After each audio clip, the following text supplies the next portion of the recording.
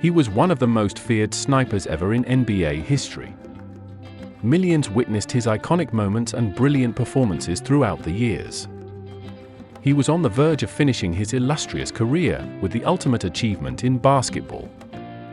Unfortunately, he wouldn't get the fairy tale ending he truly deserved.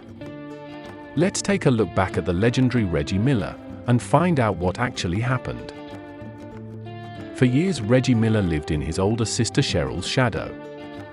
She was the superstar athlete in the family growing up, making big waves in women's basketball. But as the phrase goes, steel sharpens steel, and Reggie would benefit greatly from the sibling rivalry. His development on the court continued to improve, and eventually he finally was able to surpass his sister's basketball skills. While he didn't have the best-looking shooting form, more times than not, the ball often found its way through the hoop from anywhere on the floor. The supreme marksman went on to rack up a number of achievements as a collegiate star, including a Pac-10 championship. Not long after his Bruins success, it was off to the big leagues for him. Indiana Pacers select Reggie Miller of UCLA. It's great. Rookie of the Year, Chuck Persons, Coach Ramsey, and class organization. I would just like to come in and play hard. It's like Kenny Smith and everyone else said before, it's just a pleasure to be picked and to go, so I'm happy right now. He quickly evolved into one of the premier stars in the league, thanks to his jaw-dropping game winners and intense rivalries in the playoffs. His clutch performances and showmanship when the lights were shining bright led to many iconic moments in the history books. For both teams in a playoff game. Miller for three, and he got it. Reggie Miller with a clutch tray, and it's 105-102. And a steal. Miller retreats to the three-point line and hits again. Unfortunately for Miller and many other star players in his era, they all had to go through the very dominant Chicago Bulls franchise in order to claim a championship. Michael Jordan at the time was simply an unstoppable force in the NBA for nearly a decade. After Jordan retired from the league and his reign of dominance was over, many elite players felt they finally had a legit chance at winning it all, including Reggie. Not long after the Bulls legend retired, for the first time in franchise history, Miller and the Indiana Pacers would advance to the NBA Finals. Unfortunately for Reggie, he once again had to deal with two hungry generational talents dressed in purple and gold. The Pacers would witness firsthand the start of a new dynasty that would be hard to deal with for the foreseeable future in the league. This is it, fellas. You work all year long for it, man. Shaq the man, most dominant player in the world. Championship, it's ours. Love it, it's beautiful. Mwah, 2G, baby, you love it. We out. As Miller's career was winding down, the window of opportunity was starting to close. The Pacers front office would make a number of big moves in order to maximize the time they had left with Reggie. The reshaping of the roster consisted of much more younger talent to surround the aging star. They attempted to cover all the bases, acquiring proficient defenders, shooters, and playmakers, including a future superstar in Ron Artest. On paper, it looked like the best starting lineup in the league by far.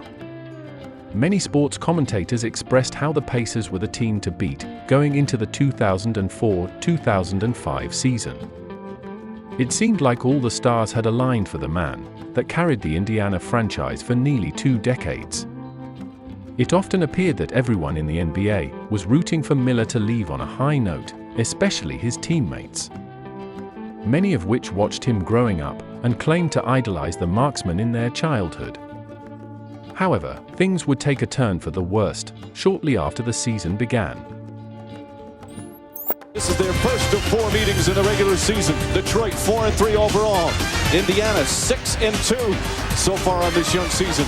Our starting lineups, looking at the front court, Ron Artest, Austin Crozier, and Jermaine O'Neal.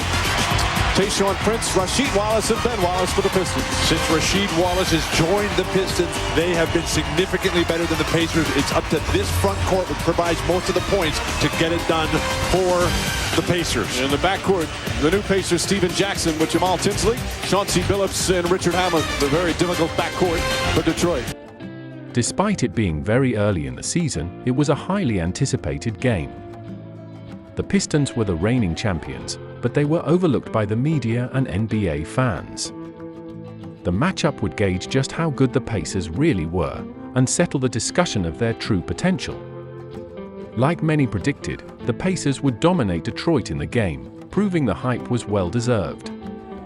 During the closing seconds of the Pacers' blowout victory, Ron Artest would foul Detroit star player Ben Wallace, denying him an easy basket. Possibly upset about the humiliating defeat, Ben proceeded to let his frustrations out.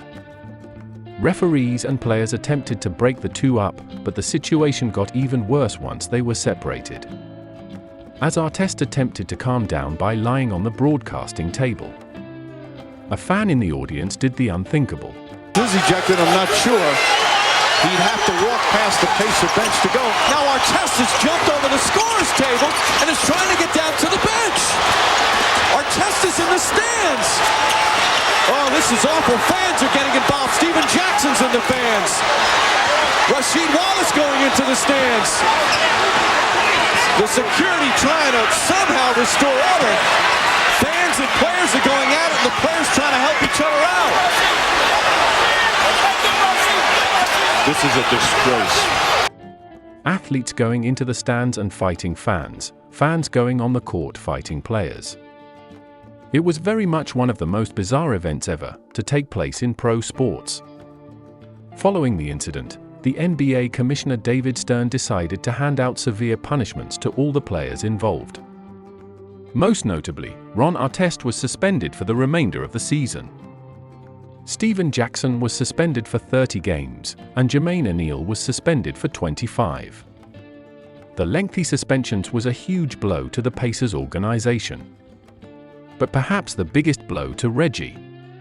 Championship aspirations were long gone following the brawl. There was no way the Pacers could recover with key players missing a substantial amount of the season. The 39-year-old Miller was able to lead the team to the playoffs. But the Pacers would fall short once again. After the conclusion of the disappointing season for Indiana, Miller time was finally over, and the 18-year veteran decided it was time to retire. Despite being ringless, Reggie is still one of the most beloved basketball stars of all time. He left NBA fans with plenty of unforgettable moments on the court. And he had a career that many could only dream of. What are your thoughts on this story? Were you a Reggie Miller fan? Would the Pacers have won it all if the brawl didn't happen? Leave a comment below and let me know.